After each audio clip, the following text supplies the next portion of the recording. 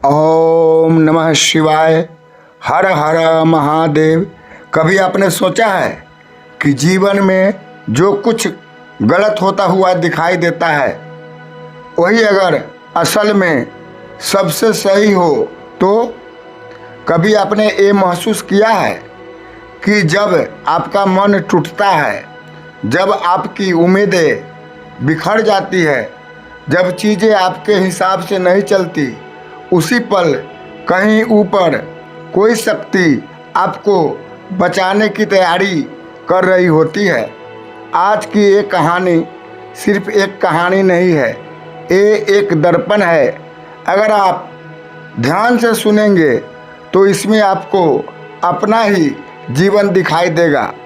बहुत पुराने समय की बात है। एक राज्य था जो चारों ओर से शांत, समृद्ध और अनुशासित माना जाता था। उस राज्य के राजा बहुत अलग स्वभाव के थे। उन्हें न भव्य भोजन की लालसा थी, न सोने चांदी का मोह, न दिखावे का शौक, लेकिन उनके जीवन में एक छोटी सी आदत बहुत पक्की थी। हर सुबह राज के किसी भी काम से पहले वो एक चीज़ जरूर करते थे, वो था सुबह एक फल खाना। कौन सा फल ये उन्होंने कभी तय नहीं किया, जो मिले वही स्वीकार। सेवक का परिचय। राजमहल में एक साधारण सा सेवक था। नाम कोई नहीं जानता था क्योंकि वो दिखावे में नहीं, कर्तव्य में विश्वास करता था। हर सुबह सूरज निकलने से पहले वो राज उद्यान में जाता और जो भी फल उस दिन उससे पहले उसकी नज़र में आता वही लेकर राजा के लिए ले आता।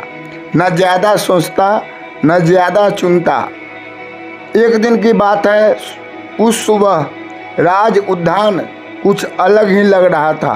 पेड़ों पर अनार लाल होकर चमक रहे थे, केले के गुच्छे झुक चुके थे और पास ही एक पेड़ पर नींबू भी पूरी तरह तैयार थे। सेवक रुका, तीनों फलों को देखा।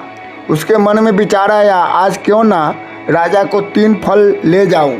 उसने थाल उठाया, तीनों फल रखने ही वाला था कि अंतरात्मा की आवाज़। अचानक उसके भीतर से एक बहुत हल्की लेकिन बहुत साफ आवाज़ आई, ज़रूरत से ज़्यादा मत ले। वो चौंका, उसने इधर उधर देखा, कोई कहीं नहीं था। फिर आवाज़ आई, जो रोज़ करता है वही कर। उसका मन उलझ गया। एक पल के लिए उसने तर्क किया, अच्छी बात है, राजा खुश होंगे। लेकिन फिर वो आवाज़ और स्पष्ट हो गई, अच्छा दिखने के चक्कर में सही मत छोड़। उस सेवक के हाथ कांप गए। थाल में 3 फल और दिल में 2 रास्ते। एक रास्ता मन की इच्छा, प्रशंसा पाने की चाह। दूसरा रास्ता अंतरात्मा की शांति, ईश्वर पर भरोसा। कई सेकंड वो वहीं खड़ा रहा। फिर उसने गहरी सांस ली। अनार और केले वापस रख दिए। थाल में सिर्फ नींबू रखा और मन ही मन कहा, जो होगा वही सही होगा। राजा उस समय दरबार में थे। मंत्रियों के साथ एक गंभीर चर्चा चल रही थी। राज की सीमाओं पर कुछ समस्या थी।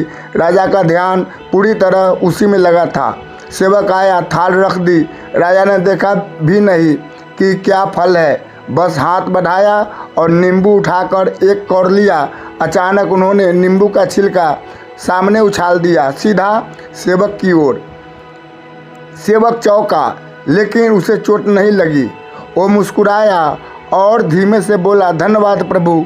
राजा फिर नींबू का टुकड़ा खाते और छिलका फेंकते, फिर धन्यवाद प्रभु। एक क्रम कई बार चला। कुछ देर बाद राजा की चर्चा खत्म हुई। वो वर्तमान में लौटे। उन्होंने देखा मैं क्या कर रहा हूँ, और फिर उनकी नज़र सेवक पर पड़ी। हर बार छिलका उसकी ओर और हर बार उसका धन्यवाद। राजा ने पूछा, तुम हर बार ऊपर वाले को धन्यवाद क्यों कर रहे हो? सच्चाई का खुलासा। सेवक ने शांत स्वर में कहा, महाराज, आज सुबह बगीचे में 3 फल तैयार थे। उसने पूरी घटना बताई। फिर बोला, अगर मैं अनार या केला ले आता तो आज आपके हाथ से छिलका नहीं, पूरा फल मेरी तरफ आता और तब ये कहानी शायद यहाँ ख़त्म हो जाती। राजा का परिवर्तन। राजा की आंखें भर आई। उन्होंने सिंहासन से उतरकर सेवक के कंधे पर हाथ रखा और कहा, आज तुमने मुझे सिखाया है कि इंसान का मन नहीं, ईश्वर की योजना हमेशा सही होती है। सेवक को इनाम मिला, लेकिन उससे भी बड़ा इनाम मिला राजा का सम्मान। दोस्तों, हम सब उस सेवक जैसे हैं। हर दिन हमारे सामने तीन विकल्प होते हैं, एक मन का, एक दिखावे का और एक अंतरात्मा का। और अक्सर हम गलत चुन लेते हैं, फिर कहते हैं मेरे साथ ही ऐसा क्यों होता है। याद रखिए, जब मन का नहीं होता वो परमात्मा का होता है, और परमात्मा कभी नुकसान नहीं करते। वो बस हमें उस नुकसान से पहले ही बचा लेते हैं। जाहि विधि राखे राम, ताहि विधि रहिए। आज से अगर कुछ टूटे, अगर कुछ छूटे, अगर कुछ छिन जाए तो एक बार दिल से कहिए धन्यवाद प्रभु, क्योंकि शायद आप बचा लिए गए हैं। कर दिखाओ कुछ ऐसा कि दुनिया करना चाहे आपके जैसा। मैं हूँ प्रेम शंकर सिंह और आप देख रहे हैं झलक दिव्य ज्ञान। ओम नमः शिवाय। हर हर महादेव।